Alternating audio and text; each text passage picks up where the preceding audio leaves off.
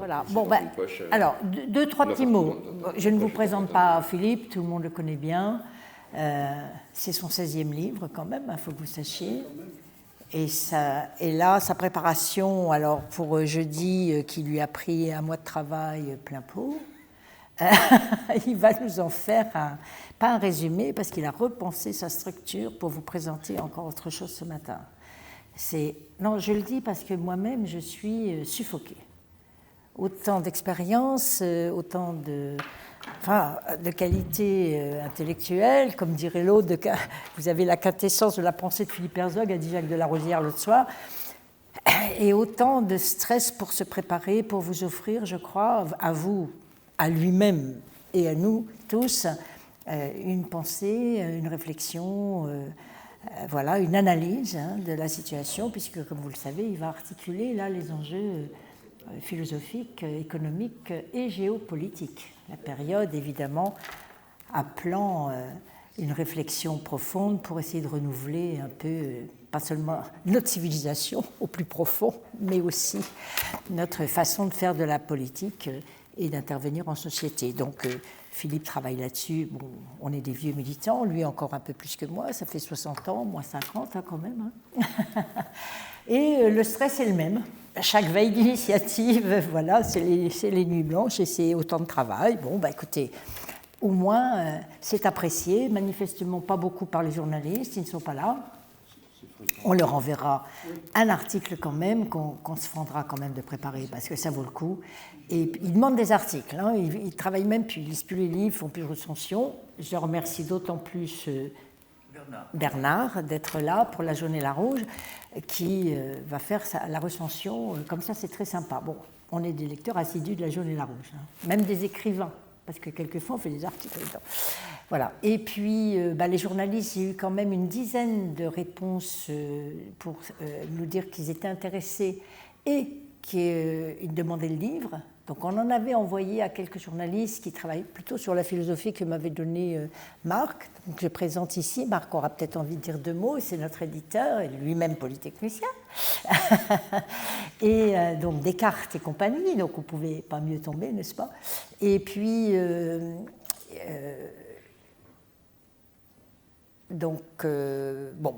voilà. Donc j'ai envoyé des livres aux journalistes que tu m'avais envoyés, et puis j'ai envoyé une dizaine qui ont répondu à l'invitation à la conférence de presse, qui ne peuvent pas venir, mais qui sont intéressés et qui ont des souvenirs de quelques interviews avec toi pour certains, La Croix, Ouest France, Les Échos. Donc c'est sympa parce que on a déjà eu un petit papier dans Les Échos. Il y en a eu un dans la revue de Confrontation Europe, on en aura un dans la Jaune et la Rouge, il y en aura quelques-uns des articles, mais il faut vraiment les faire si on veut être publié, il n'y a rien à faire. Donc on va voir ce qu'on peut faire, Philippe n'ayant pas trop envie d'écrire à la place des journalistes. Et même de signer un papier dans la presse s'il en a marre. Oui, mais qu'il fasse l'effort. Voilà. Donc je vais le laisser présenter bien sûr son ouvrage. Marc, tu avais envie de dire un petit mot ou pas ? Non ? Donc je remercie François d'être là, parce que lui, il va quand même filmer, enregistrer. Et puis, pour ceux qui sont inscrits, évidemment, je vous donne rendez-vous aussi, d'ores et déjà, jeudi matin, parce qu'après l'intervention de Philippe, vous aurez le droit de poser, bien sûr, toutes les questions, sans tabou, aucun. Et ensuite, nous nous retrouverons pour le verre de l'amitié.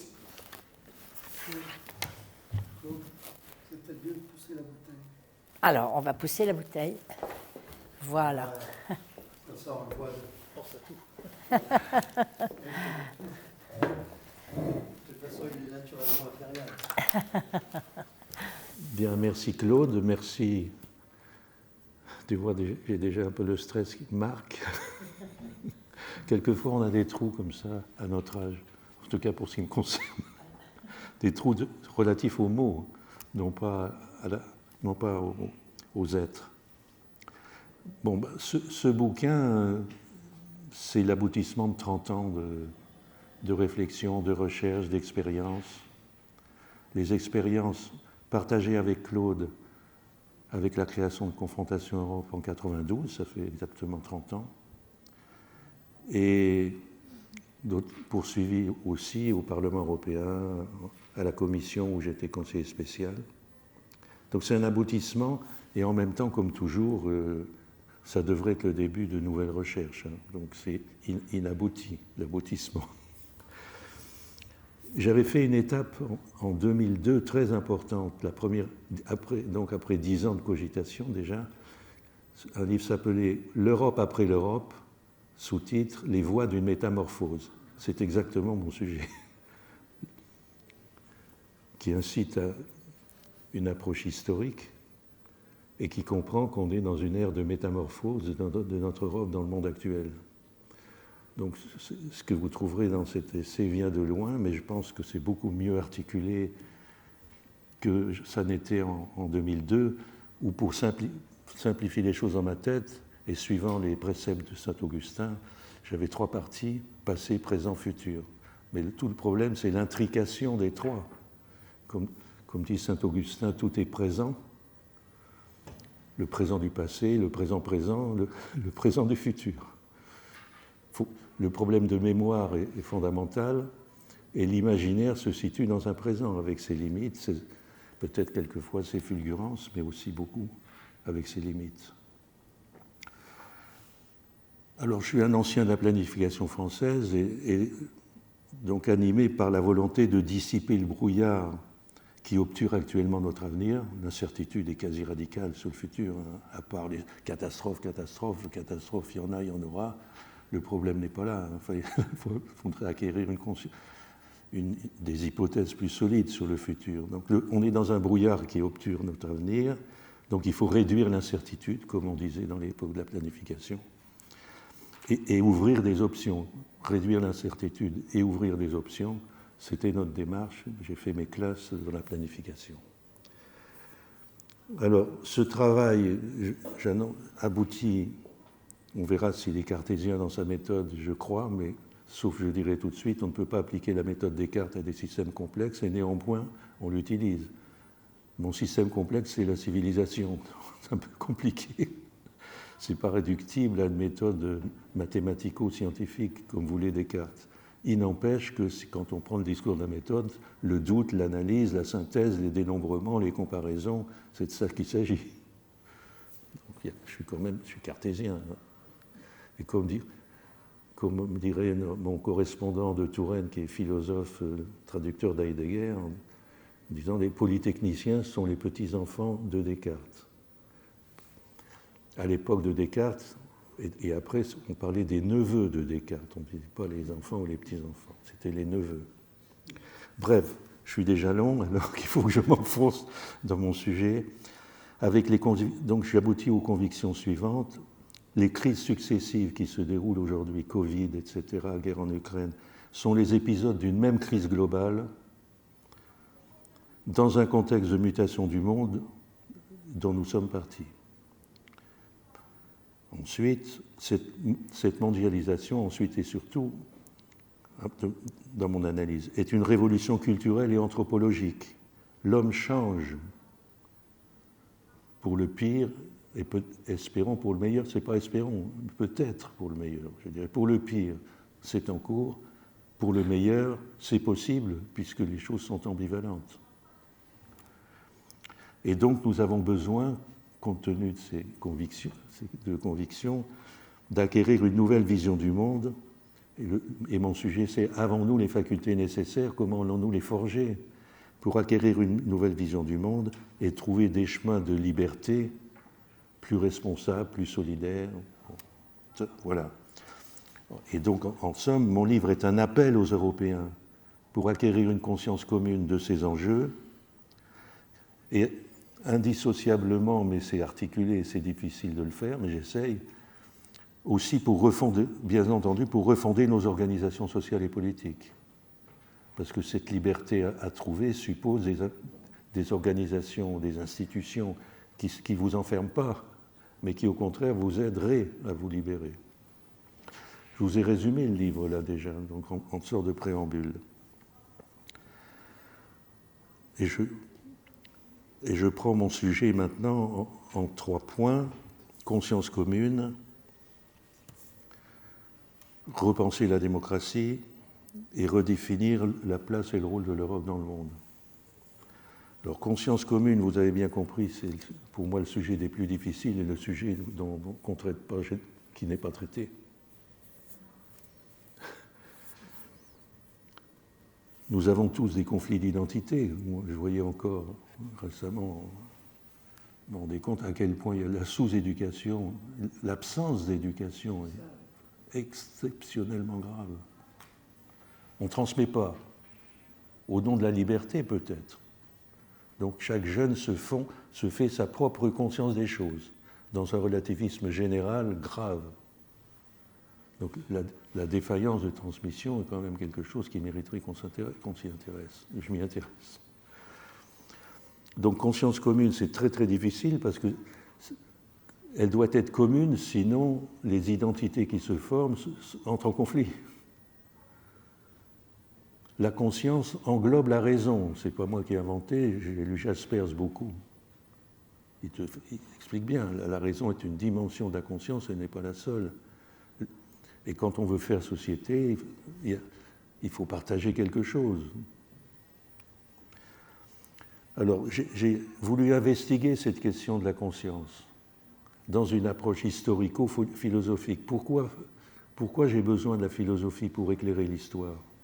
Précisément parce que pour moi, la philosophie, c'est la discipline de l'être, de ses représentations de soi-même et du monde. Donc, le passage par la philosophie permet d'interpréter et d'approfondir l'histoire, ce que ne font pas les historiens eux-mêmes, encore que comme ils sont aussi un peu historiens-philosophes, certains le font plus que d'autres. Donc ce problème de conscience commune doit être contextualisé dans le temps et dans l'espace, fondamental. Et je vous rappelle que mon sujet, c'est civilisation en mutation. Je vais faire une citation, j'en fais plein dans le livre, mais c'est des citations parce que les auteurs disent les choses mieux que moi. Donc je cite, au lieu de dire c'est moi qui pense que. Donc ça c'est important.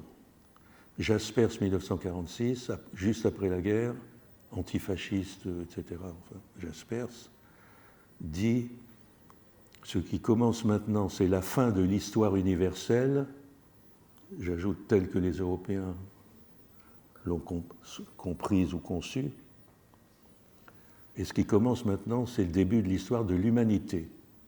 C'est exactement mon sujet. L'eurocentrisme prend un coup derrière la tête, là.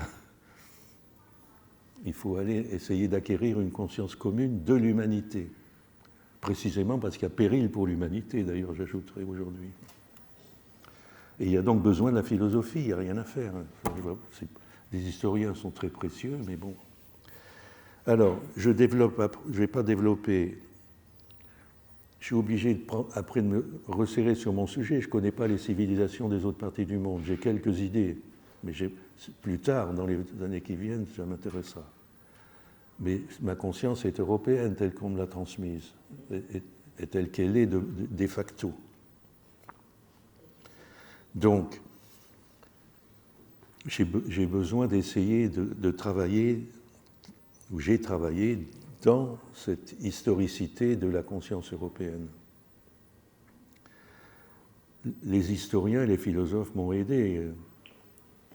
Lucien Febvre, magnifique, l'École des Annales, le cofondateur de l'École des Annales. L'Europe est une civilisation qui surgit dans la longue phase de décomposition de l'Empire romain. Donc c'est daté dans une histoire. Il y a un avant. J'ai quelques idées sur l'avant, mais je n'ai pas le temps. Franco Pan a expliqué d'où civilisation d'avant, enfin non. Bref. Ensuite, c'est plus Lucien Febvre, mais je retrouverai son nom, décidément. Rome et le christianisme sont les passeurs entre le monde antique et l'Europe en constitution. Ceux qui méprisent ou qui ne veulent pas entendre parler du christianisme ou qui zappent le christianisme, comme nos jeunes générations qui n'ont jamais appris ce que c'était. Il y a eu 1000 ans de christianisme dans la fondation de cette civilisation européenne, les mecs, quand même. Et la raison qui s'est créée à partir de Descartes, on verra, il n'a pas du tout largué le christianisme. Après, d'autres l'ont fait. Mais dans l'historicité des choses est que, effectivement, il y a ces fondements Rome pour la République universelle, enfin qui se voulait universelle, Rome, et christianisme. D'ailleurs, Constantin s'est fait chrétien, donc ça a même fait mariage un certain. Mais Augustin m'est apparu vraiment comme celui qui a matricé tout ce qu'on appelle le Moyen-Âge, donc les débuts de cette formation de la civilisation européenne. Et Augustin, il a fallu que je lise Hannah Arendt, tellement on a des préjugés antireligieux, il a fallu que je lise Hannah Arendt, Crise de la culture 1972, qui dit avec Augustin, la question de la liberté prend un tout nouveau visage. La question de la liberté se pose à partir d'Augustin. Allez apprendre ça dans les écoles. Je n'ai pas le temps de développer, mais je peux vous dire pourquoi. Ne serait-ce que parce que Augustin, qui était en même temps philosophe, surtout jamais prend dans une case, il est religieux, donc c'est mauvais. Oh les mecs, il est philosophe aussi. Donc quand même, il faut apprendre que les individus sont ambivalents et qu'ils peuvent avoir une souche et du côté de la foi et du côté de la raison. Mais bon, je fais mes parenthèses là, je suis désolé. Et donc, Augustin, très important, et je vais plus loin, avec les Lumières, on en arrive, et je reviens à Jaspers, qu'est-ce que l'Europe? Il nous dit en 1946, quelle est son identité? Épris de liberté, les Européens se sont appuyés sur la science pour fonder leur propre histoire. Bon, voilà les débuts. Je ne développe pas sur foi et raison avec les étapes, donc j'ai insisté lourdement à l'instant. Et après, comment ça marche dans l'histoire, et on va arriver à la modernité. Alors, la modernité commence avec qui? Là, les historiens et les philosophes s'accordent, mais ce n'est pas les mêmes. Hein. Évidemment, il s'est passé des choses énormes au XVIe siècle. La première mondialisation, l'ouverture du monde grâce aux marins portugais, mais aussi le schisme définitif dans l'Église. L'unité de l'Église tombe, et la nostalgie de l'Empire romain, pareil, le Saint-Empire romain germanique, parce qu'ils voulaient tous reconstituer, non, Rome et son empire. Eh bien non, ça aussi, ça tombe. XVIe siècle, les historiens. Côté philosophe, ce qui commence dans ces temps nouveaux, c'est Descartes, une nouvelle conception d'être humain. Descartes, alors qui est aussi un grand mathématicien, physicien, mais j'en parle pas là, trop peu dans mon livre, mais c'est pas important pour mon propos, pas très important. Le Descartes s'interroge sur comment marcher avec assurance dans la vie. Très intéressant. Alors là, n'importe qui, tous les jeunes, ils devraient leur... Comment vous allez marcher avec assurance dans votre vie? Réponse, j'ai une méthode. Le premier a pensé méthode. Cette méthode, il faut chercher. Alors évidemment, il est toujours dans les valeurs transcendantales. Il faut chercher la vérité, il faut chercher le bien. J'aurais dû remonter à Platon d'ailleurs, prendre soin de l'âme. Complètement oublié aujourd'hui. Qu'est-ce que l'âme? Bon. Et qu'est-ce que le bien et le mal? Ça devrait s'éduquer quand même un petit peu ces choses. Enfin bon. Et pas de considérer qu'il faut mettre à la trappe tout ce qui est venu avant nous, quoi. Donc lui, il va chercher la vérité dans les sciences pour bien guider sa raison et marcher avec assurance dans la vie. Voilà.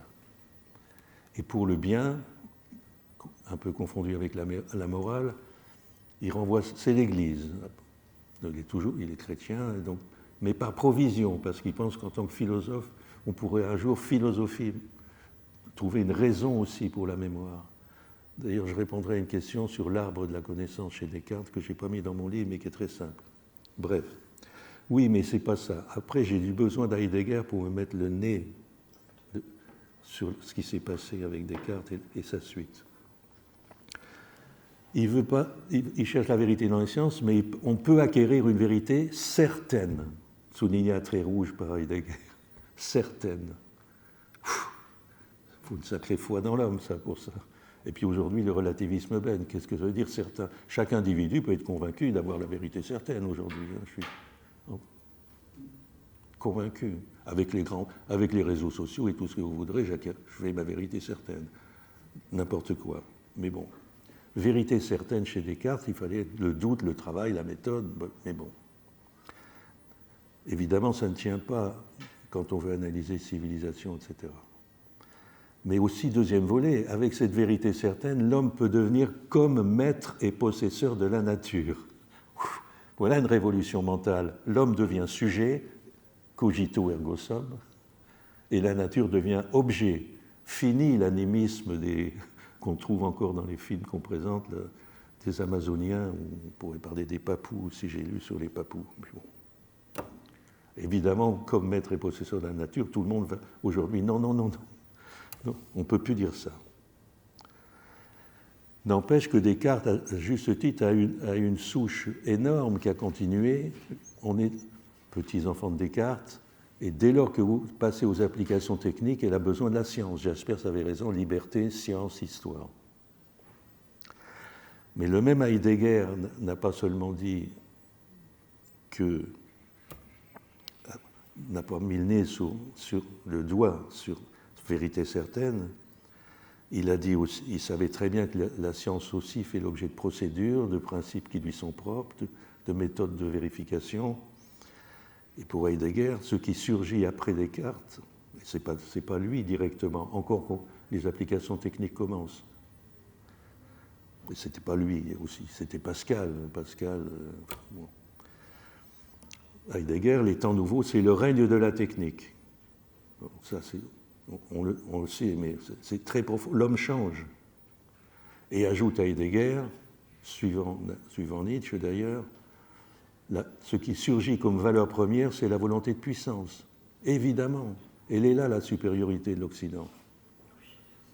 Grâce à la technique, on est surpuissant et on conquiert le monde.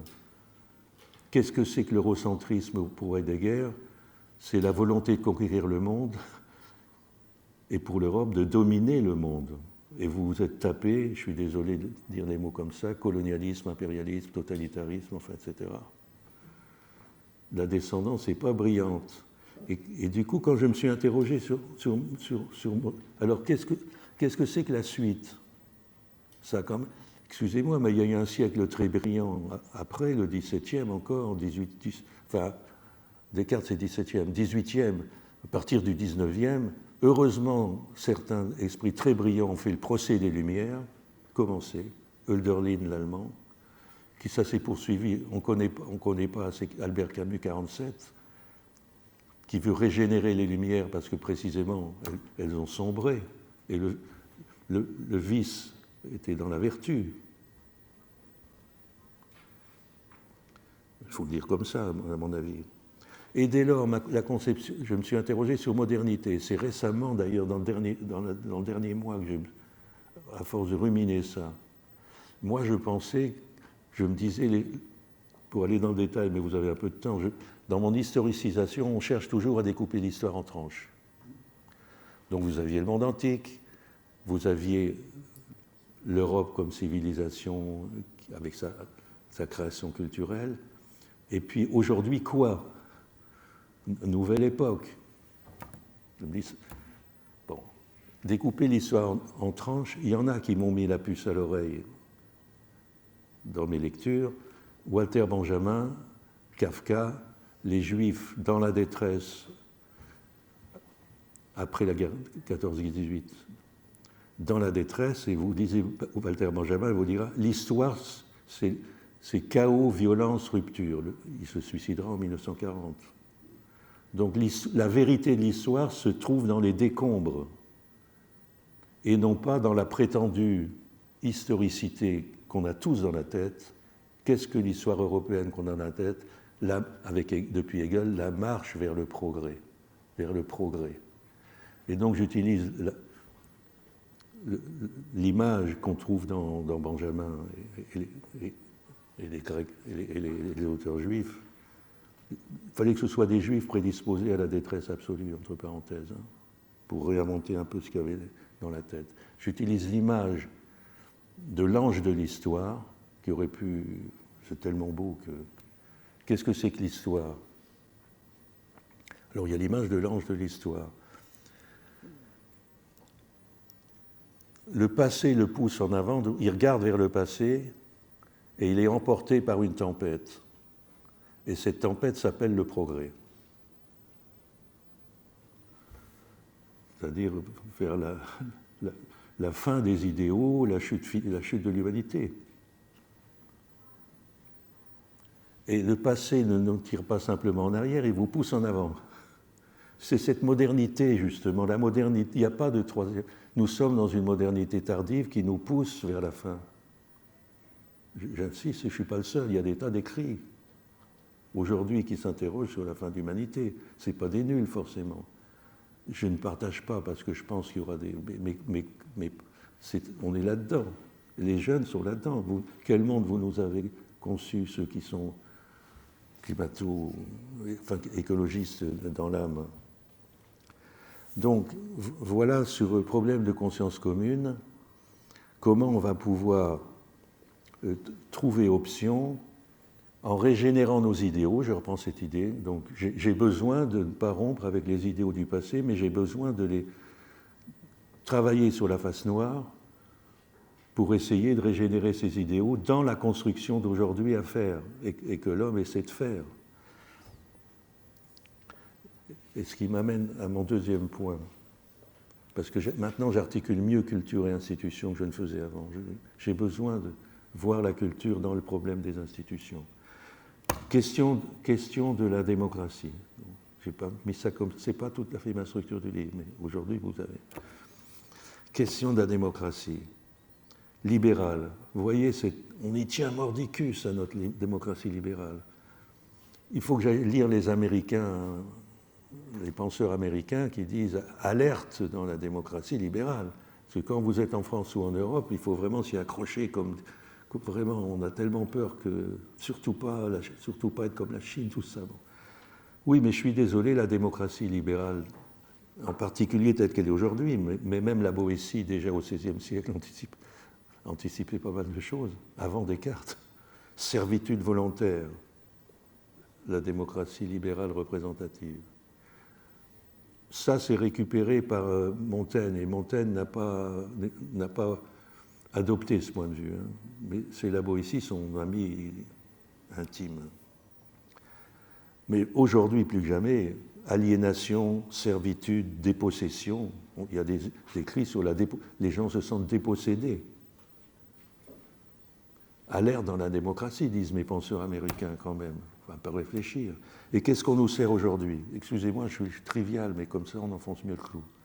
Enfin, pas pour vous, mais je serais devant un débat avec un intello qui m'embêterait, je serais dur. On est tous dans l'opposition entre démocratie libérale et régimes illibéraux. Voilà, vous êtes dans cette opposition, c'est devenu un marqueur. Merci Macron, merci les autres, ils sont tous pareils. Je dis que c'est un chantage et une privation de liberté. Précisément parce que notre démocratie libérale, c'est aussi, je pense, fais ce que je veux, liberté tous azimuts, soi-disant, mais en fait, prison, aliénation, servitude, dépossession. Et je ne veux pas lâcher, moi, ma liberté d'expression, croyez-moi, quand je dis ça, je ne veux pas lâcher ça. Mais j'aimerais bien, j'essaie de la domestiquer. Au lieu d'être domestiqué par chacun, vous avez la soumission de plus en plus, qui vous enferme dans cette espèce de choix binaire. Évidemment que je ne veux pas être la Chine, mais je ne veux pas non plus être ce qui est aujourd'hui. Donc on me prive d'un choix. Comment je vais la réhabiliter, la démocratie? Alors ça, c'est le cœur de mon utopie politique. Hein. Claude le connaît bien, on l'a partagé dès le début, la participation. Je cherche une option de participation, c'est-à-dire de transformation individuelle et collective, co-responsable, solidaire, une sorte de révolution graduelle dans la conception de notre démocratie. Je garde le mot démocratie, maison commune, maison du peuple. Je le garde, il est très fort, idéal. Vous lisez Tocqueville et autres, il y a une haute idée de l'idéal que ça pourrait être. Donc je mise et j'y viens après sur quelques développements, par la participation responsable, et je mise sur de nouvelles générations d'acteurs, hein, c'est clair. Quand on m'interroge, c'est pas dans le livre, mais je dis qu'on a besoin de, notamment avec les jeunes, c'est eux qui sont confrontés aux défis, qui vont se sentir responsables de cette transformation et pas se laisser enfermer dans le choix binaire qu'on leur propose, qui les mène vers, ils le savent bien, vers un monde qui n'est pas beau, quoi. Donc, besoin de nouvelles générations d'acteurs. Vous aurez sans doute envie d'en discuter, sinon, il faut que j'abrège. Et je continue sur ce deuxième point, démocratie. Donc, plusieurs fronts de lutte. Oui, pour moi, c'est les luttes sociales, les luttes et créations, pour qu'il n'y ait pas d'équivoque. Et les luttes peuvent être très créatives. Ce n'est pas aussi des luttes régressives. Et donc, il y a plusieurs fronts dans ces efforts à accomplir ensemble. J'en cite 3 ou 4. S'éduquer et se rééduquer. J'ajoute maintenant se rééduquer parce que ça vaut pour les adultes et pas seulement pour les enfants. D'ailleurs, les adultes n'ont pas éduqué leurs enfants. Ce n'est pas simplement l'école qui est en cause. C'est quoi l'idéal? Alors là, les textes sont magnifiques. Mais j'en cite que 2. Nietzsche, apprendre à être un homme. Éduquer. Apprendre à être un homme. Typiquement un propos de philosophe, d'ailleurs. Hannah Arendt, apprendre ce qu'est le monde et l'aimer assez pour en assumer la responsabilité. Pas mal. Bon, mais il y en a d'autres, mais je ne vous les dirai pas. Comenius et compagnie. Évidemment, tout ne se... S'éduquer et se rééduquer, ça suppose aussi un espace d'information et de communication digne de ce nom. Tout le problème des réseaux sociaux, mais pas seulement, aussi de ce que on vous enseigne de ce qu'on vous enseigne tous les jours dans les médias. Il y a tous les médias. Je n'ai pas creusé ce sujet. Il est aussi important parce que Habermas, c'est un peu, je veux un espace public européen de communication, il a oublié information. C'est une révolution informationnelle et pas simplement communicationnelle. Bon, ça aussi, c'est des débats fondamentaux. Hein. Alors, bien entendu,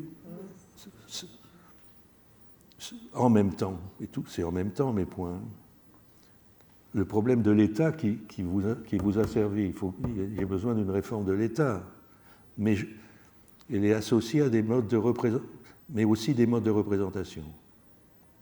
En quelque sorte, je veux articuler éducation et changement des modes de représentation politique.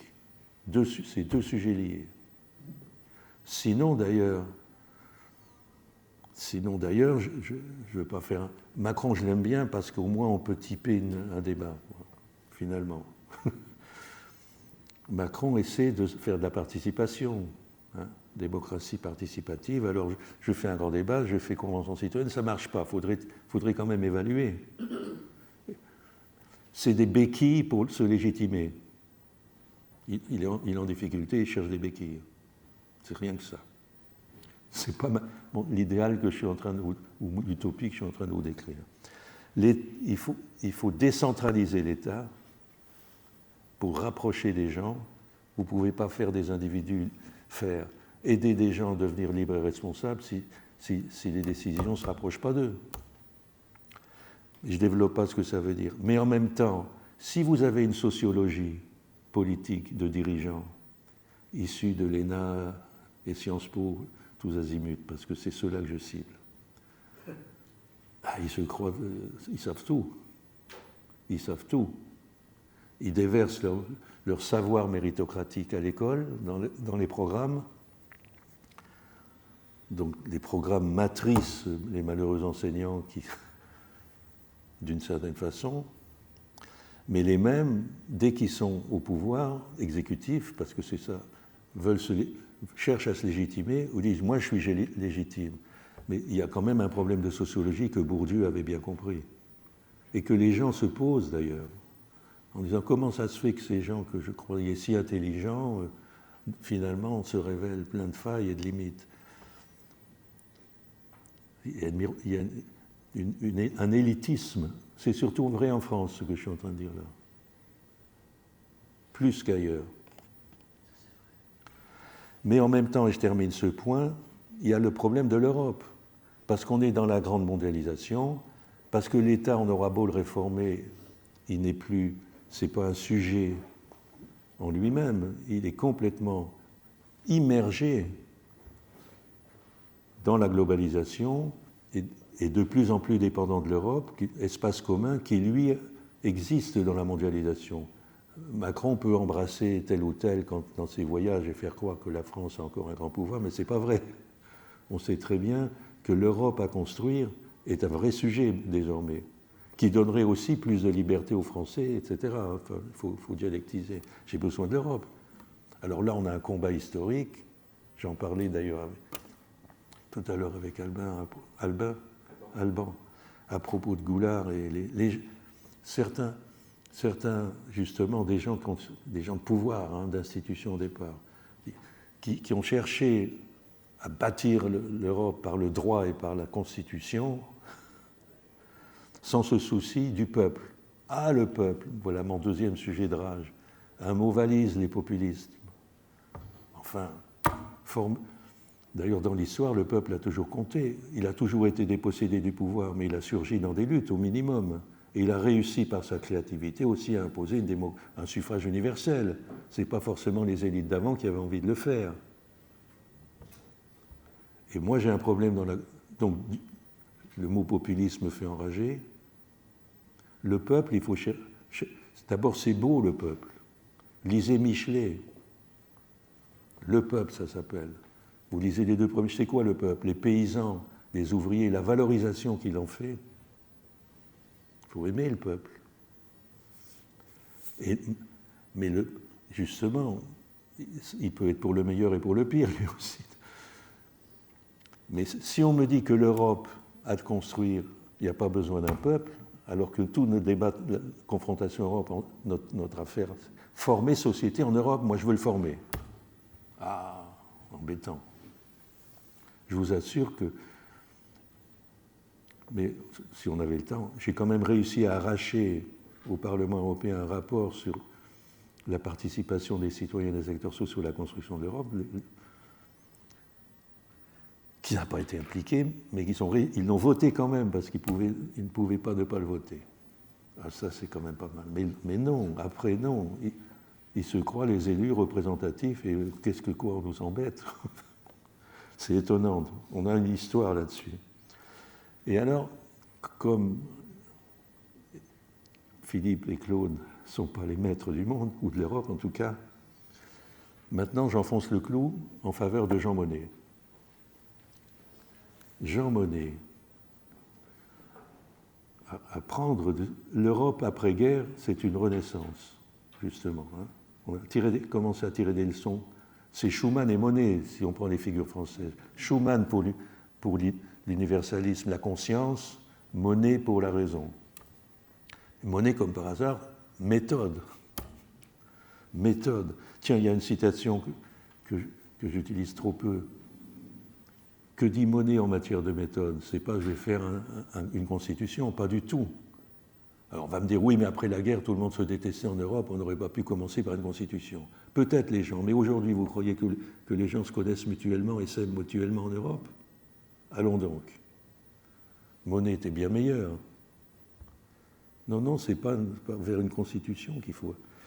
Ça va être par des solidarités concrètes. Mais il dit pas seulement, c'est-à-dire on va partager des biens communs. Quand même, c'est d'actualité quand on y pense.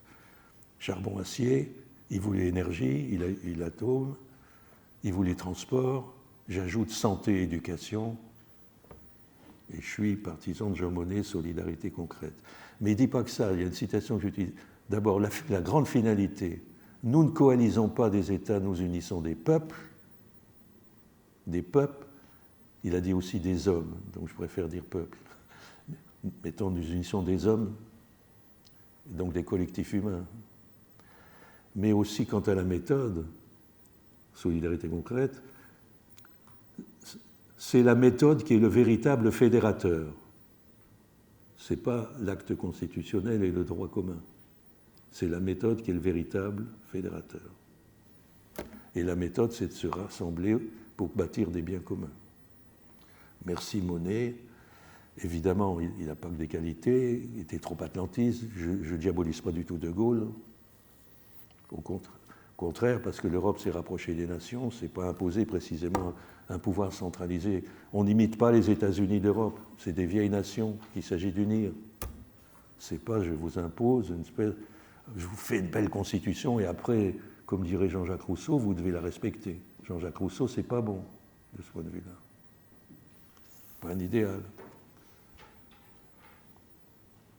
Et sur l'éducation, il est dur, entre parenthèses, de ce point de vue. Troisième partie, plus bref j'espère, mais j'aime bien développer devant vous parce que c'est une partie du dialogue finalement. Alors tout ça, oui, mais conscience commune, démocratie de participation, appelons-la comme ça pour éviter fondée sur participation, redéfinition de la place et du rôle de l'Europe dans le monde. Alors j'ai déjà commencé, assez d'eurocentrisme, assez de donneurs de leçons. Mais commençons, et je commence par, j'articule économie et politique. J'ai toujours eu un problème de sémantique, je me battais là-dessus dans les années 80. Je n'accepte pas le passage de la notion d'économie politique à la notion de sciences économiques. J'accepte pas. C'était lié.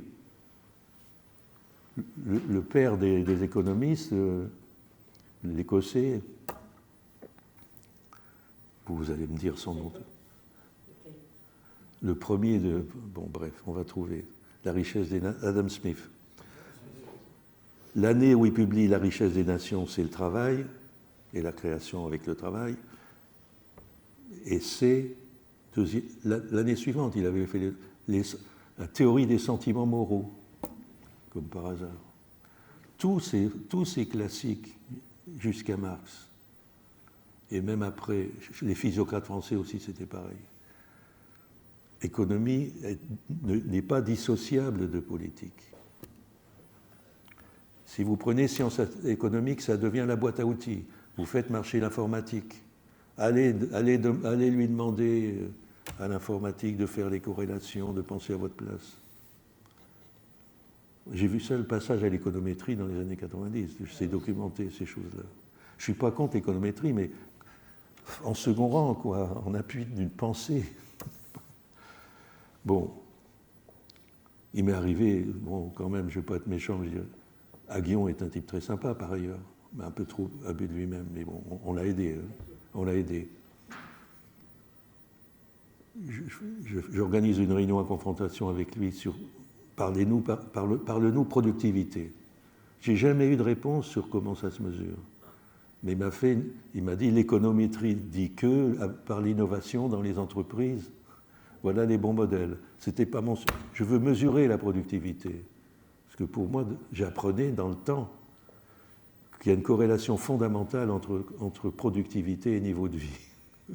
Si je ne mesure plus la productivité, que devient la science économique? Je pourrais être très long là-dessus, entre parenthèses, mais sur l'économie en général. Donc, enfin, bref. Il y a un gros problème. Il y a l'impuissance des gens par rapport à la maîtrise du système économique est dramatique. Et source d'ailleurs de névrose et de beaucoup d'autres choses. C'est une privation de liberté fondamentale qu'on n'ait pas une organisation qui nous permette de maîtriser nos choix. Je veux reprendre maîtrise sociale et publique de l'économie. Toujours faire, bon, voilà. Je veux. Ça suppose une analyse de ce que je veux changer. Je mettrai en tête la financiarisation de l'économie. D'abord, je rappellerai qu'après-guerre, il y avait maîtrise de l'économie. Ça ne m'étonne pas que les gens soient nostalgiques des Trente Glorieuses. On a réussi collectivement à prendre la mesure du système économique national après la guerre. C'était vrai dans d'autres pays aussi. Le modèle français n'est qu'un modèle parmi d'autres. Et nous, on a eu de façon où l'État était à l'époque investisseur, tout ça, si vous voulez, il était investisseur à plus de 50%. Les investissements publics, c'était lui, et le reste, il y avait un système parapublic bancaire et Caisse des dépôts et autres qui faisait encore toute une partie du reste. Aujourd'hui, l'État, il fait 4%. C'est le cœur du problème. Est-ce que je veux pas... Oui, mais l'État, ben, à qui vous avez donné le pouvoir? Aux GAFAM. Parce qu'il y a une tunique de Nessus. Les grands investisseurs financiers et les champions mondialisés de la tech ont pris le pouvoir. C'est quand même ça la vérité des choses. D'où sentiment d'impuissance. Alors, je développe avec Jacques Delarosière sur la financiarisation de l'économie. Je ne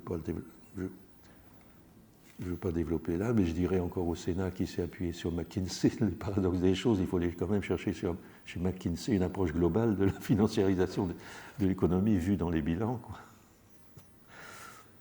J'en ris jaune, mais j'en ris quand même.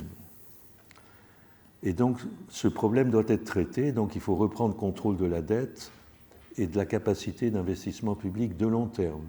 Ça ne veut pas dire de façon étatique. Je suis bien embêté, là.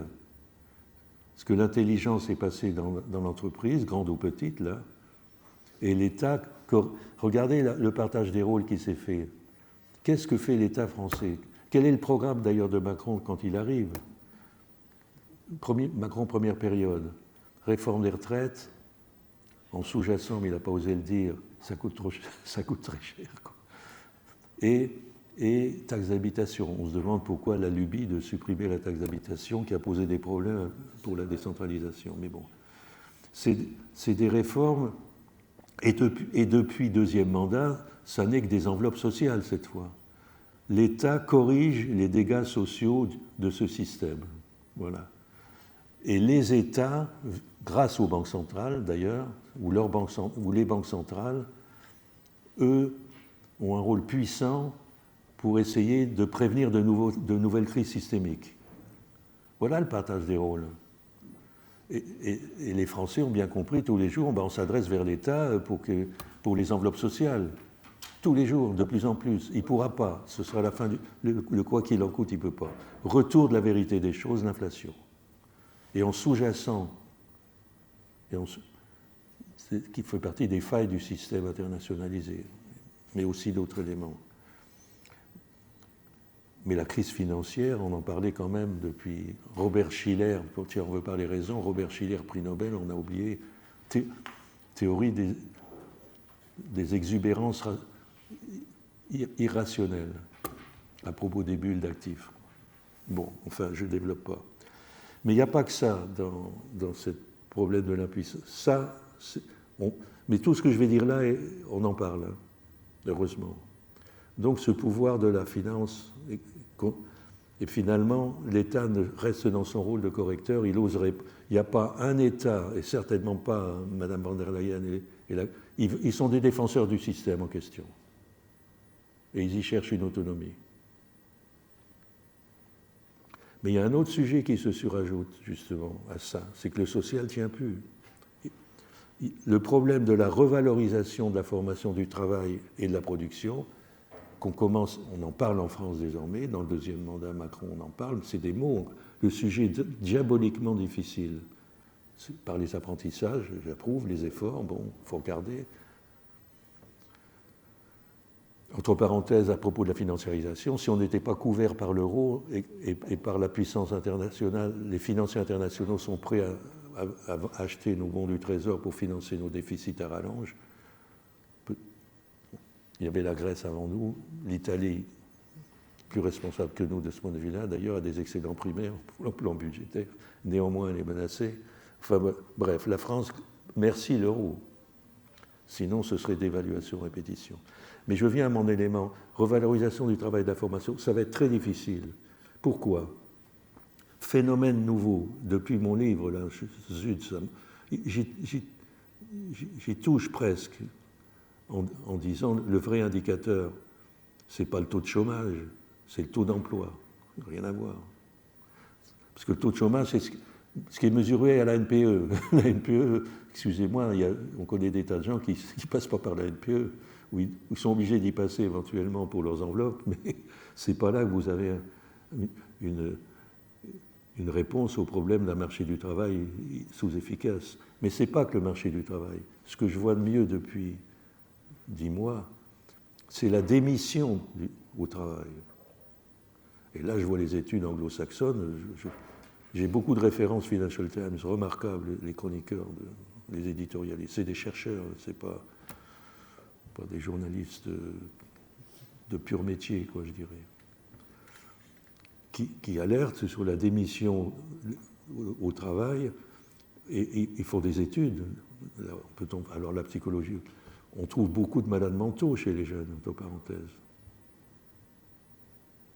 Il y a des études britanniques remarquables là-dessus. Mais la démission au travail des autres, c'est lié à beaucoup de facteurs, mais dont un qui va s'aggraver, et je disais ça encore hier matin dans mon journal préféré, qui est donc Financial Times, il faut enfoncer les clous, hein. Il y a quand même des bonnes sources. Et qui dit,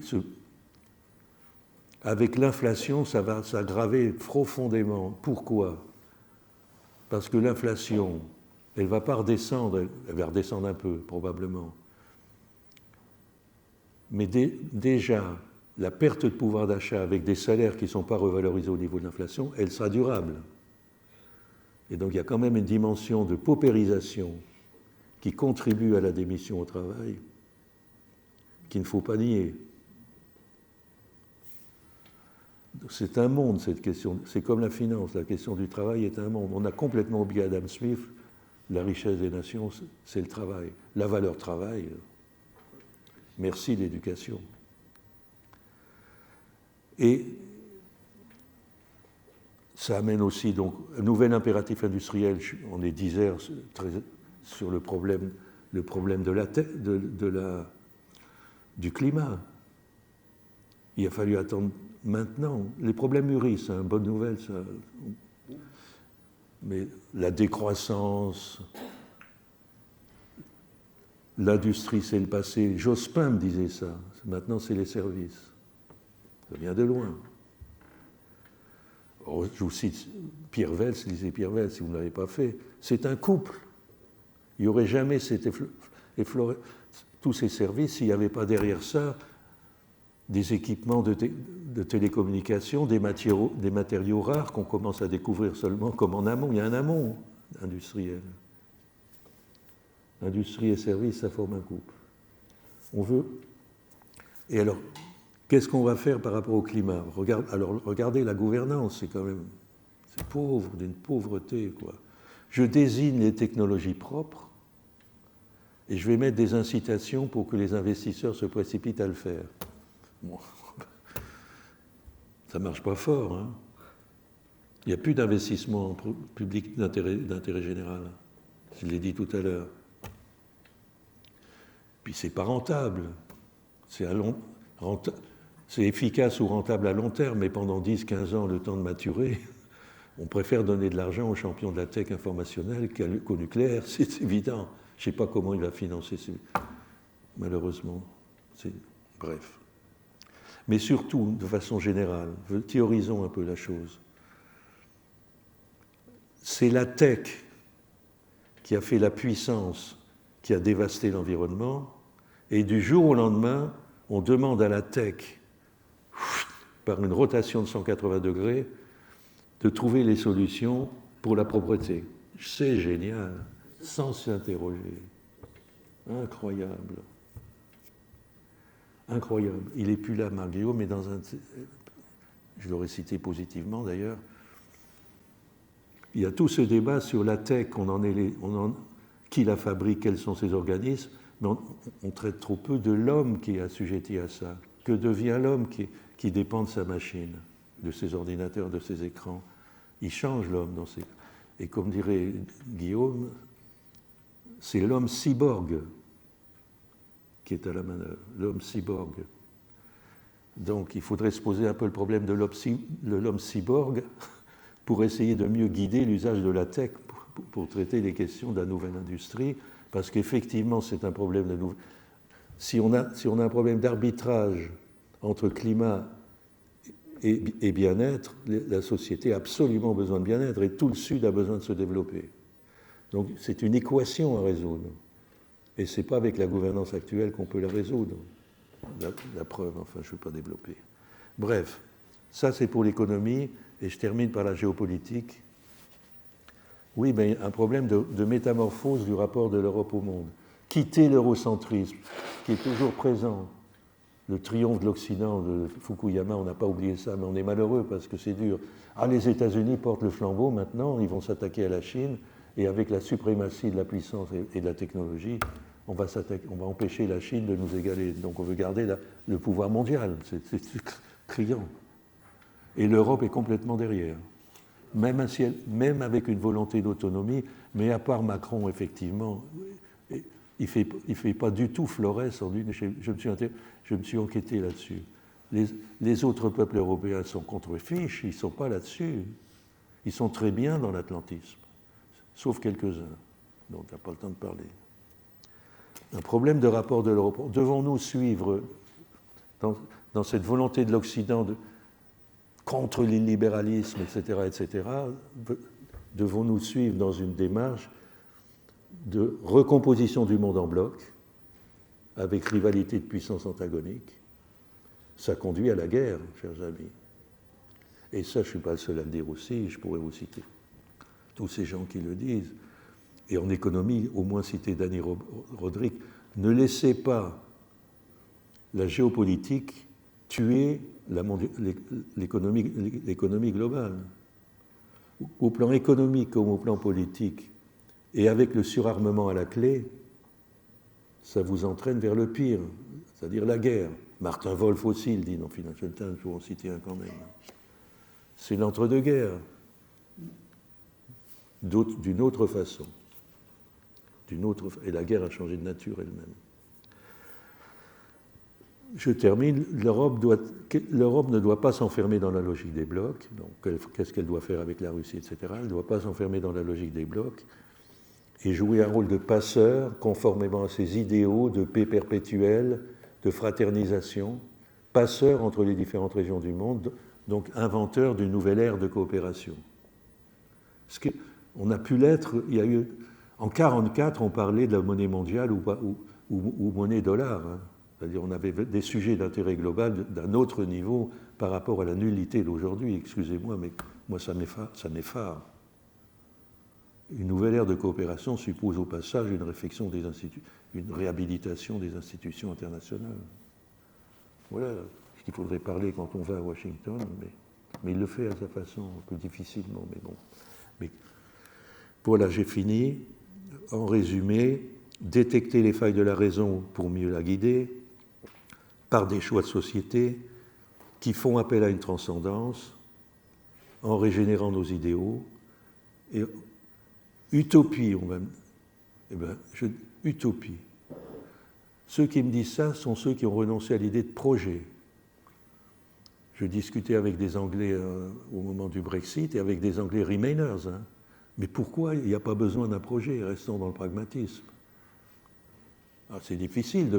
Et l'idée même de projet politique en France, où est-elle? L'idée de projet politique européen, où est-il? Ce n'est pas les champions du climat, un projet. D'autant qu'on n'y arrive pas. Donc, il y a place pour l'utopie, pour ceux qui ont envie de réhabiliter la notion de projet. Et ce que je propose est une utopie option. Alors, je ne dis pas que ça va se faire, c'est notre contribution. Voilà, j'étais un peu long. Je me suis embarqué dans une pédagogie.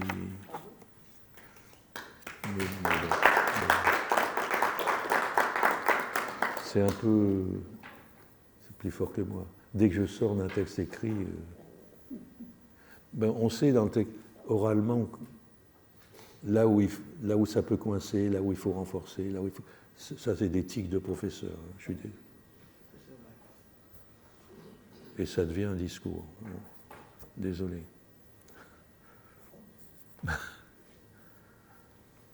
Mais c'est ce que je vais reprendre au Sénat. Hein. Je vais essayer de ne pas dire tout à fait la même chose. Non, mais si. Mais je garde la structure. Ce qui est bien, c'est qu'il y aura 15 jeunes, voilà, de parcours différents, et notamment des préparationnaires des sections technologiques. Donc, ils viennent d'un monde un peu plus diversifié. D'accord. Voilà. Et puis, quelques étudiants que tu amènes, fort brillants d'après les études qu'ils font. Voilà. Donc voilà, c'est bien. Le public sera très diversifié. Et donc, mais n'hésitez pas à shooter sur des points faibles hein, ou des choses font. C'est contestable tout ça aussi, c'est une interprétation en même temps qu'une utopie. Hein, ça. On se sent à l'aise dans ce que tu évoques, et puis on sent qu'il y aurait tellement d'assises. Moi, ce que j'apprécie, c'est aussi le côté historique, et pas seulement philosophique. Ça sera, notamment pour les jeunes, oui. Ça sera positif. Foi et raison, il faut y aller. Hein. Non, mais quelquefois, on se demande comment on est reçu dans une salle quand on dit que... Mais aujourd'hui, c'est toujours d'actualité. Foi, c'est confiance dans la vie. Vous n'êtes pas content de la référence religieuse. Trouvez-en une autre. Mais comment vous acquérez confiance dans la vie? Il y a des jeunes qui ont besoin de Dieu. Et là, sur les 11 préparationnaires, de toute façon, c'est une école catholique, là. Mais avec des jeunes très très divers. Voilà. Chez les moins jeunes, hein, non mais, oui, mais ce que je veux dire, c'est une école d'excellence, un lycée d'excellence, mais technologique. C'est pas Stanislas, c'est lequel? le Rebourg. Le Rebourg, oui, très bien. Voilà, qui a été fondé par un abbé. L'inspiration peut être chrétienne, mais être voilà. ouvert à tous. Ah ben, c'est par définition. Par définition, bien sûr. Ah, non. Par engagement, par foi, pardon. On est ouvert. Et après, le sous-contrat nous a permis de mettre ça. Mais tu vois, là-dessus, je n'ai pas développé dans le livre, mais parce qu'il y a d'autres références. Après, si on veut parler de la tech, je le fais d'une façon générale tout à l'heure, il faut passer par Simondon. C'est-à-dire, il y a Simondon, j'ai oublié son prénom, mais je le cite dans un livre d'avant. Simondon, il dit, c'est toujours des écosystèmes, la tech. Alors, il y a des historiens de la technologie, Bertrand Gilles, Simondon et d'autres. Les historiens de la révolution industrielle m'ont beaucoup appris, Paul Mantoux, etc. Et Marx, évidemment. La technologie, c'est toujours un écosystème. Ce n'est pas la tech en soi et puis les besoins sociaux ailleurs. C'est des systèmes socio-techniques, si vous préférez. Avec des groupements d'hommes, avec des ingénieurs, avec des chercheurs fondamentalistes ou pas. Vous êtes tout de suite dans un écosystème. On ne pompe pas la tech dans son garage, comme tout le monde apprend à rêver. J'invente ça dans mon garage. Ah ben, il ne faut pas que j'oublie de citer Elon Musk. Il y avait la NASA derrière, il y a 20 ans d'apport de la NASA en recherche fondamentale en amont de ses applications techniques. Et lui-même, son système technique, avec tout ce que ça suppose de paramètres à accorder, à mettre ensemble pour ses fusées et tout ça, je suis désolé, c'est un écosystème. Et en amont, il y a de la recherche. Donc, il faut apprendre ça. Sinon, on croit que c'est dans son garage un petit génie, point. Non.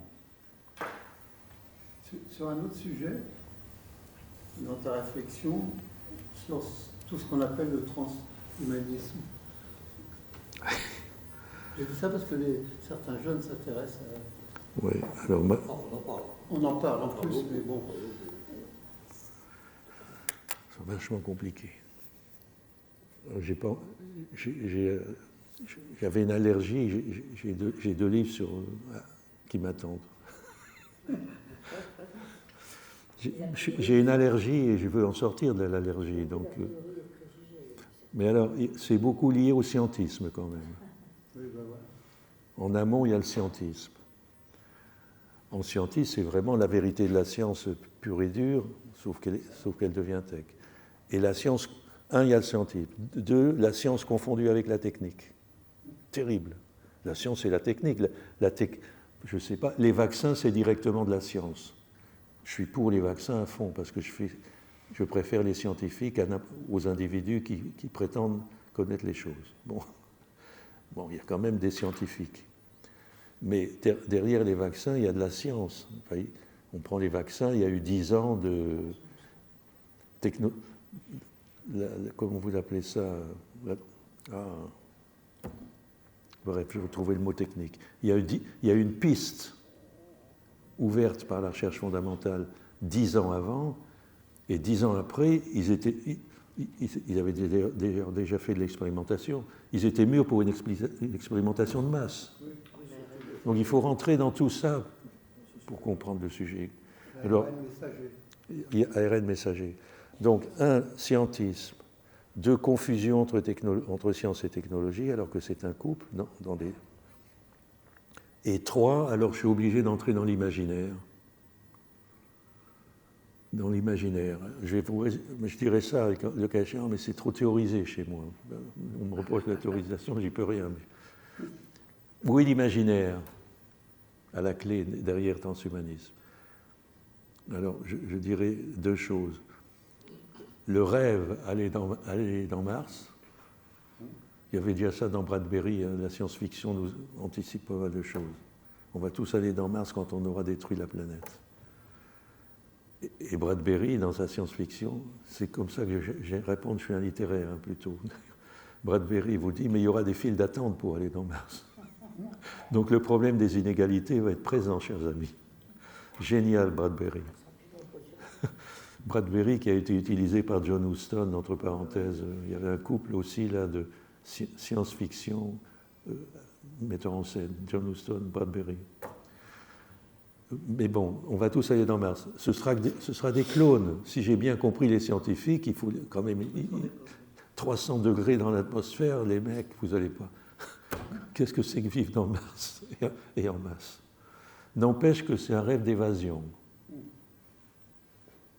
Évasion de ce monde, au lieu de l'aimer pour le transformer. Bon. Deuxième exemple, l'immortalité. Deuxième exemple de ton. On peut devenir immortel. Elon Musk, il y croit. Mais je pense qu'il a compris que il va transmettre soi-même. Il va transmettre soi-même à son clone. Il devine il le sait que c'est une évasion du corps. C'est l'évasion du corps. C'est de ça qu'il s'agit. Et donc mon pur esprit, c'est lui qui va être immortel. Via mon clone. Donc en quelque sorte, votre imaginaire collectif, chers amis enfants, il est matricé par les États-Unis d'Amérique, c'est-à-dire par Hollywood qui est à côté de la Silicon Valley. C'est un couple. C'est ça l'écosystème producteur de votre imaginaire. J'y peux rien. Sauf où sont les Français et les Européens. Ils peuvent balbutier par rapport à ça. Les Américains sont... Attention, les Américains, c'est pas... C'est d'ailleurs la conquête du monde par l'imaginaire compte autant que le surarmement, que la puissance industrielle où ils ont fauté parce qu'ils ont créé la mondialisation. Et du coup, ils ont permis à la Chine, aux Chinois, aux autres de se développer. Ça a fait boomerang. Mais ils ont bien compris qu'il faut imaginaire, surarmement, puissance militaire, alors les super champions, alors faut voir, sans eux, l'Ukraine serait à genoux depuis longtemps, serait terminée, et puissance industrielle à restaurer, en commençant par la haute technologie. Enfin voilà. Je ne sais pas si je peux dire ce genre de choses aux jeunes, mais je peux le dire peut-être par la science-fiction, c'est plus facile pour moi. Mais alors, finalement, on parlait du déploiement d'une conscience commune, c'est peut-être ça aussi, le déploiement de la conscience commune. C'est pas la bonne façon de faire, mais comment elle devrait, et à quelle échelle elle devrait... Ben, je suis obligé de passer par l'imaginaire, c'est là-dessus que tu veux envoyer, oui. Il y a besoin d'une science-fiction, si tu préfères, qui ne soit pas celle de soit catastrophe du monde, hein, effondrement, soit les beautés de l'homme augmenté, de Philippe Dick, à Houellebecq, version homme augmenté réaliste, j'allais dire. Mais j'ai besoin de formater par le rêve aussi, effectivement, si on reste sur ce sujet-là. Moi, dans ma jeunesse, c'était Asimov, Fondation, l'Empire va se décomposer, nous y sommes, Asimov, 70 ans d'avance, nous y sommes. Qu'est-ce que je peux faire? Commence par la science, la psychoscience. Pensez que la psychologie pouvait, elle va armer d'une meilleure connaissance des gens par la psychologie, une fondation scientifique va m'éclairer. Mais comme c'était un malin et un génie anticipateur, il faut passer par ces gens-là, je crois. Il n'y a même pas de série, c'est incroyable. Mais aussi, il a compris que l'homme allait muter, était en train de muter. Et que les mutants pouvaient être pour le pire et pas simplement pour le meilleur. Donc il s'est posé le problème du mutant positif. Asimov, science-fiction, Fondation. Lisez. Il faudrait une série. Alors j'ai besoin de... Voilà, il faudrait aussi, dans notre rééducation, avoir des artistes, des cinéastes en particulier, des montreurs d'images, qui vont inspirer autrement que par la guerre des étoiles.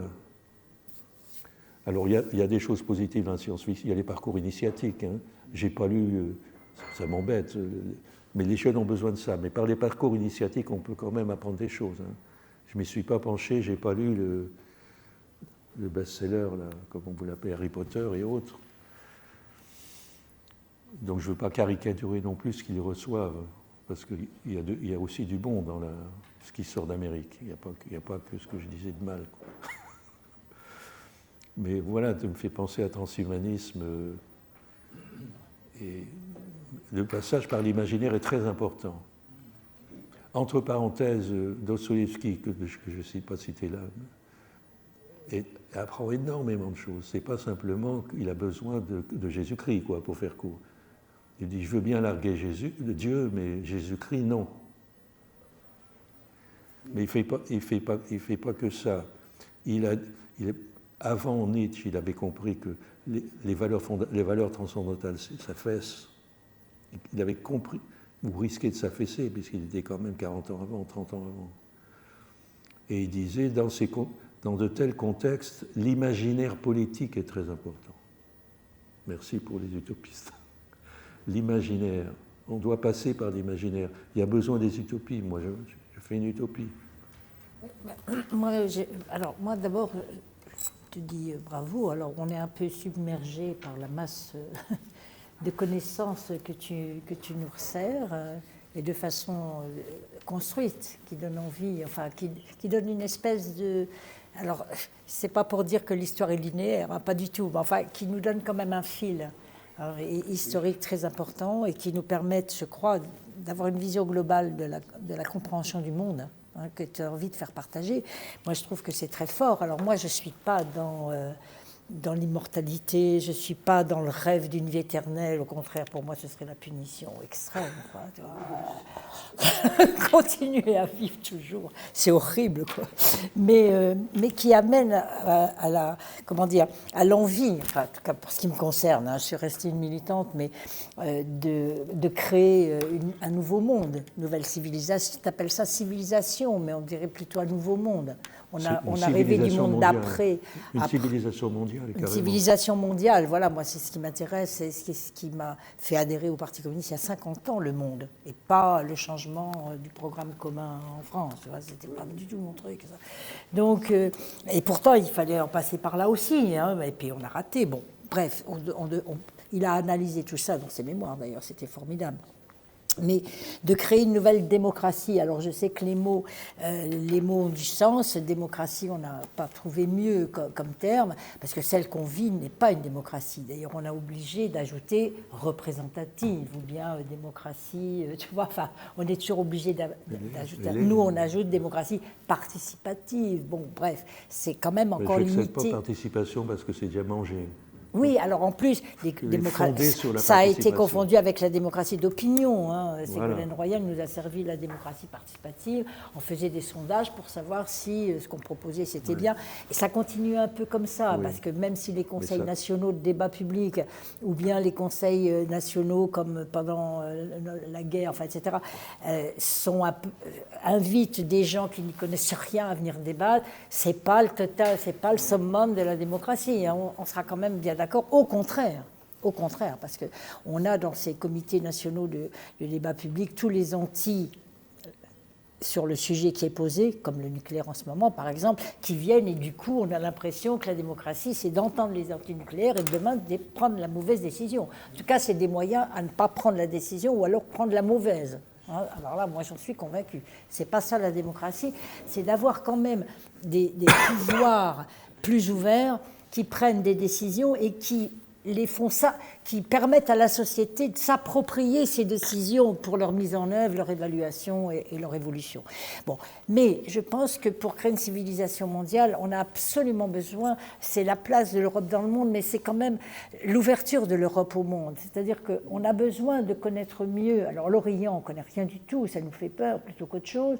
La Chine, n'en parlons pas. Le Sud, l'Afrique.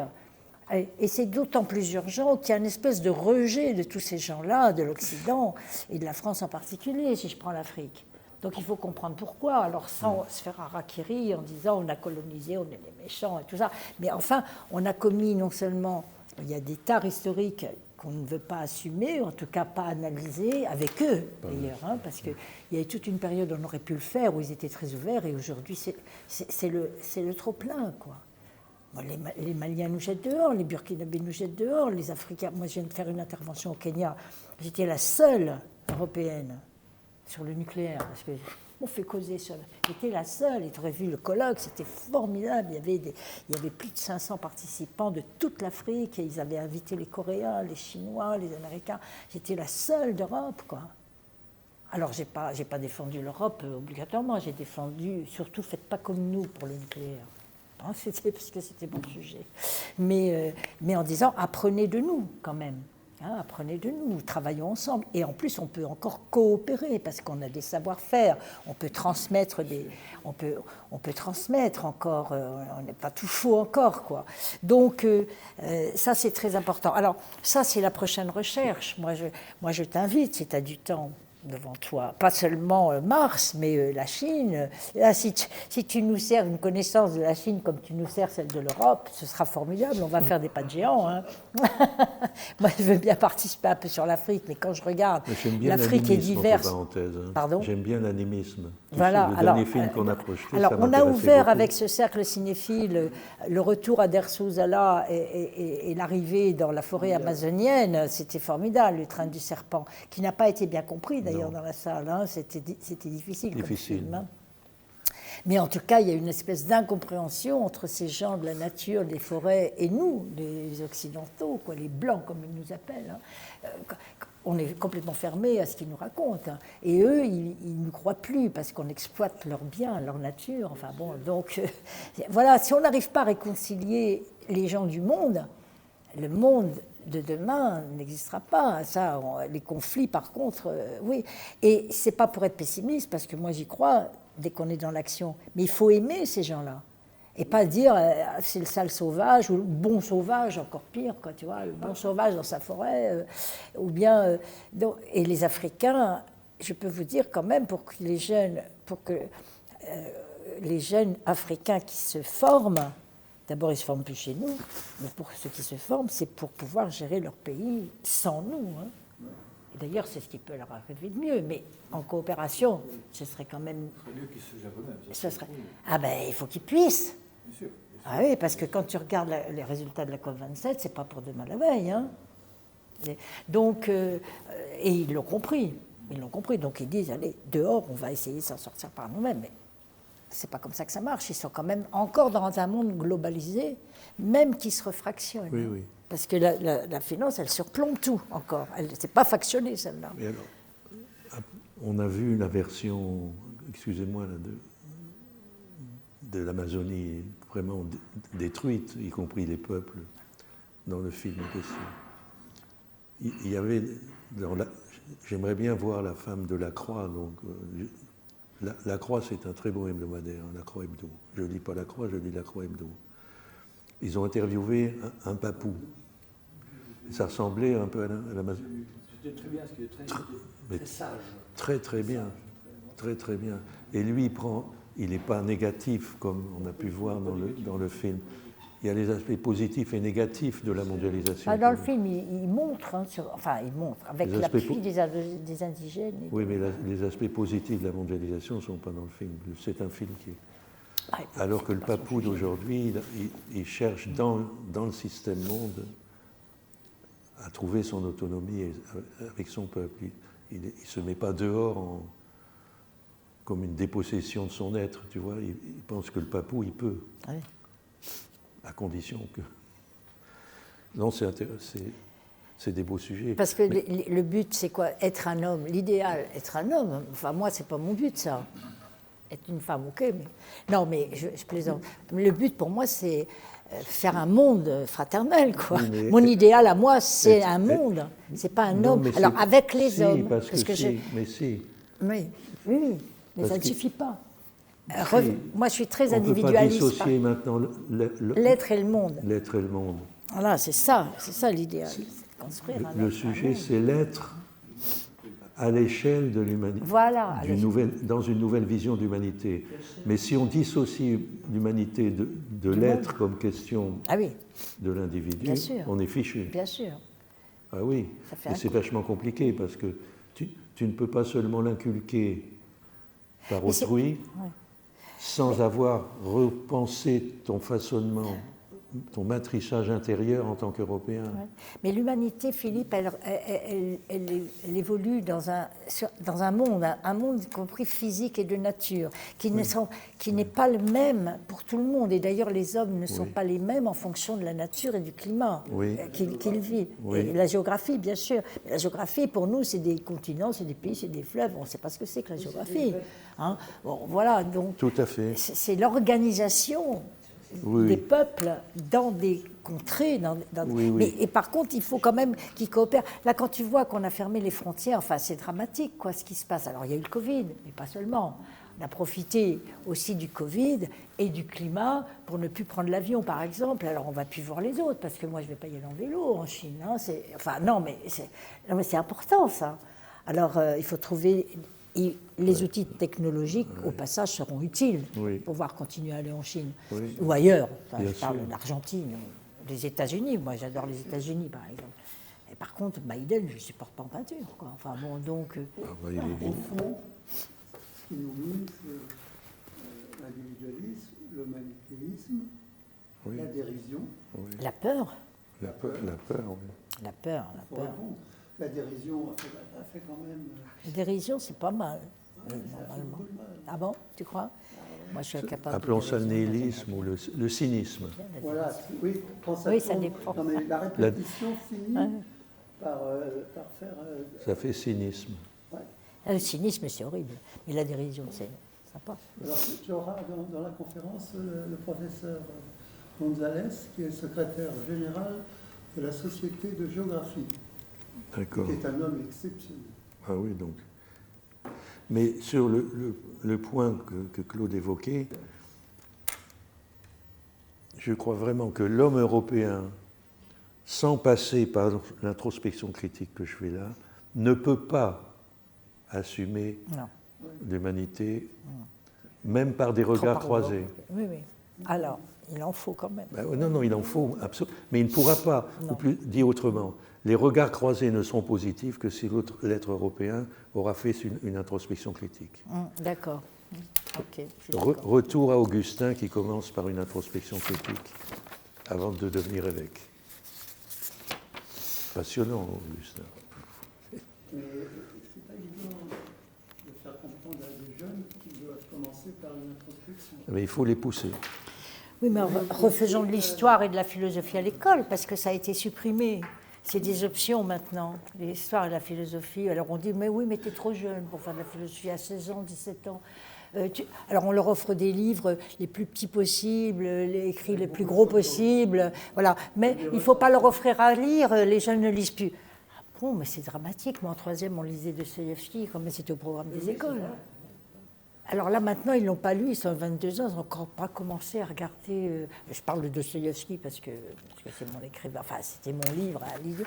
Mais alors, quoi? Ils lisent quoi? Alors, on voit les films, et encore, ils voient des films, même plus de films, parce que maintenant, on va voir le film sur le truc. Ils ne vont pas au cinéma. Alors, moi, je les emmène au cercle cinéphile. Là, j'ai fait un partenariat avec la fac, et on l'a inscrit dans le programme scolaire. Voilà, la séance de cinéma. Elle est universitaire. Ils sont obligés de venir, ils cochent, et après ils se mettent en groupe et ils font un compte-rendu sur la soirée. Alors on prend des soirées difficiles, hein, mais ils sont flattés, les jeunes. Alors ils ne comprennent pas, c'est vrai qu'ils ne comprennent pas, et ils le disent. Mais ils sont flattés d'être là, ils sont contents. Alors qu'est-ce qu'il faudrait faire après? Il faudrait continuer, embrayer. Pendant la fac, par exemple, moi j'ai proposé d'aller répondre à des questions. Enfin bon, même les profs, ils auraient envie aussi. Il faut former les formateurs. Ah ben oui, mais il n'y a pas de miracle. Mais alors, le problème que tu... Il y a une volonté, au moins chez ceux qui ont envie, au moins Claude, faire avec ceux qui ont envie. Le problème à prendre, en amont, la déperdition du calcul dans le milieu scolaire, ça se joue en amont. Le calcul... La chute de l'appétence dans les sciences et les... oui, alors en plus, ça... Là, en plus, on veut changer le monde par la science.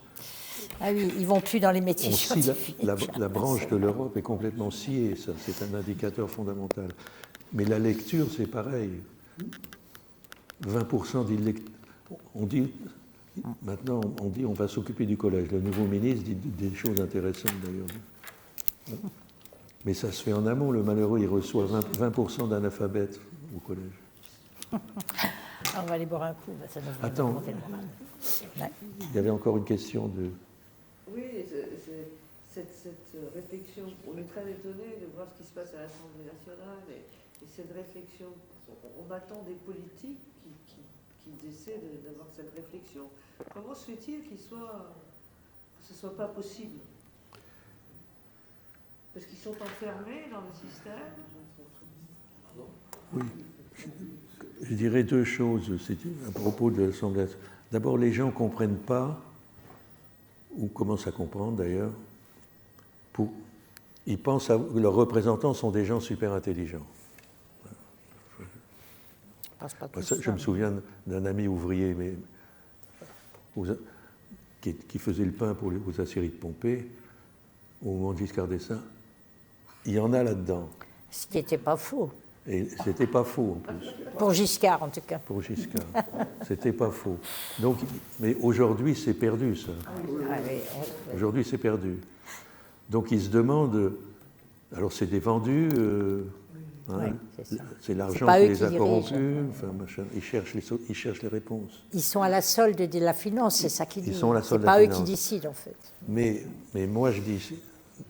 Mais non, ils ne sont pas plus intelligents que vous. Le problème, c'est qu'ils sont sous-éduqués eux-mêmes. Il y a une sociologie. Il y a deux éléments. Ils sont sous-éduqués et ils passent 95% de leur temps en chamaillerie, en bagarre entre eux. Ils ne sont pas artisans d'un même projet.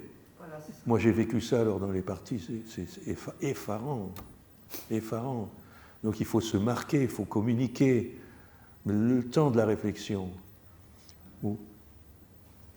je cite aussi une expérience personnelle, Rocard, on était amis de Rocard, il a fondé Confondation avec nous d'ailleurs. Je dîne à Matignon quand il était Premier ministre le jour de la guerre du Golfe. Ça m'a étonné d'ailleurs, mais bon, il y avait peut-être d'autres choses. Il avait des tas de signatures à faire, entre parenthèses. Mais bon, il était libre de sa parole et de son temps. Et je lui pose la question, tu dois apprendre beaucoup dans l'exercice de tes fonctions. Détrompe-toi. Toute ma pensée vient d'avant, j'ai plus le temps. C'est impressionnant d'entendre ça. J'ai appris quelque chose. Et encore, lui, il était resté, quand même un analyste fin dans la complexité. Il était resté demandeur de la complexité. Et il allait dans les associations, parce qu'il venait dans la confrontation, il allait à l'Institut du Bolfort, moi je le retrouvais, etc. Et dès qu'on lui servait une analyse simpliste, pour ne pas dire simple, il hurlait « Donnez-moi de la complexité !» Il hurlait de rage, quoi. Non, il en avait marre. J'adorais ça. Quand tu dis 95% en chamaillerie, c'est sévère. Je pense qu'aussi, il faut que je continue à être élu. Oui, bien sûr, ça fait partie. Ça fait partie de la chamaillerie. Oui. C'est pour les places pour le pouvoir. Oui, il faut être élu, oui. Oui, bien sûr.